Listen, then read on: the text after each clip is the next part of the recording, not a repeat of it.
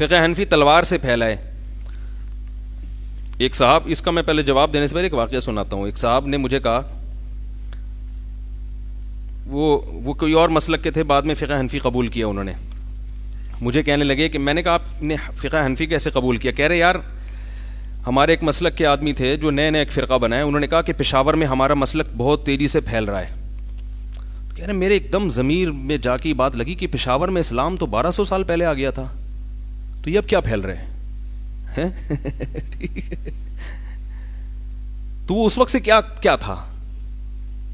کہہ رہے بس اسی چیز نے مجھے, کوئی اور کچھ نہیں. کہہ رہے یہ بات میرے دماغ پہ کھٹک گئی کہ اس کا مطلب جب اسلام آیا تھا یا تو وہ غلط تھا اور اب صحیح چیز آ رہی ہے. تو یہ کیسی بات ہے؟ کوئی غیر مسلم کہے گا 1200 سال تھے پشاور میں لوگ اور لاہور میں اور کراچی میں لوگ گھاس کھا رہے تھے, اب صحیح چیز پھیلنا شروع ہوئی ہے.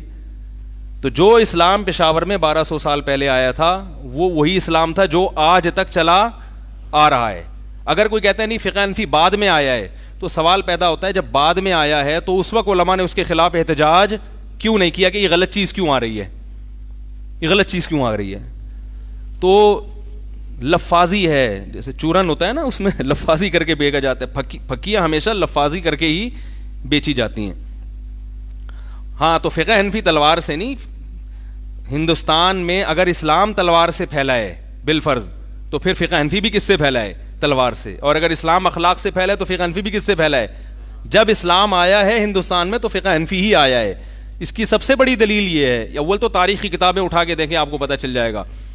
اور اگر ویسے آپ دیکھنا چاہیں تو مضبوط دلیل یہ ہے کہ اگر اس فقہ حنفی کے علاوہ کچھ اور آیا تھا تو جب فقہ حنفی آیا ہے تو اس وقت احتجاج کیوں نہیں ہوا؟ سب نے ٹھنڈے پیٹوں اس کو قبول کیوں کر لیا؟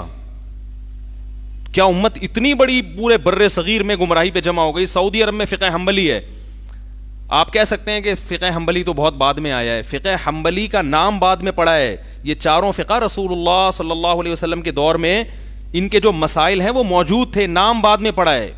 جیسے مصحف عثمانی نام کیا ہے؟ بعد میں پڑا ہے, اس لیے کہ حضرت عثمان نے مرتب کیا. تو قرآن و حدیث کی جو تحقیق امام ابو حنیفہ نے کی اور وہ کتابوں کی شکل میں آئی, اس کو فقہ حنفی کہا جانے لگا. تحقیق یہ وہی تھی جو رسول اللہ صلی اللہ علیہ وسلم کے دور کی تھی. امام احمد بن حنبل نے جو تحقیق کی, کچھ مسائل میں اختلاف کیا انہوں نے, تو اس کے لیے کتابیں جو وضع کی گئیں اس کو کیا کہا جانے لگا؟ فقہ حنبلی. تھا وہ وہی جو رسول اللہ صلی اللہ علیہ وسلم کے دور میں تھا, نام یہ بعد میں پڑا ہے حنفیہ سے فرق کرنے کے لیے. تو یہ لفاظی ہے. جیسے قراتیں ہیں نا, ہم جو قرات کرتے ہیں ابو حفص عن عاصم کی قرات ہے. کوئی کہ بھائی ابو حفص یہ نبی کی قرات کیوں نہیں کر رہے؟ تو اللہ کے بندو, نبی صلی اللہ علیہ وسلم سے مختلف قراتیں منقول ہیں, ان میں جو قرات ابو حفص عن عاصم کے طریق سے ہے اس کو کیا کہا جاتا ہے؟ ابو حفص عن عاصم والی قرات, امام کسائی کی قرات. تو یہ نام دیے جاتے ہیں اس لیے کہ دوسری قرات سے یہ کیا ہے فرق ہے. یہ ساری کہاں سے نکلی ہوئی؟ نبی سے. تو یہ چاروں فقہ رسول اللہ صلی اللہ علیہ وسلم ان کی اصل ہیں. ان چاروں فقہ کی اصول کی کتابوں میں لکھا ہوا ہے کہ دلیل اور حجت کیا ہے؟ قرآن اور حدیث. سب کی بیس وہی ہے.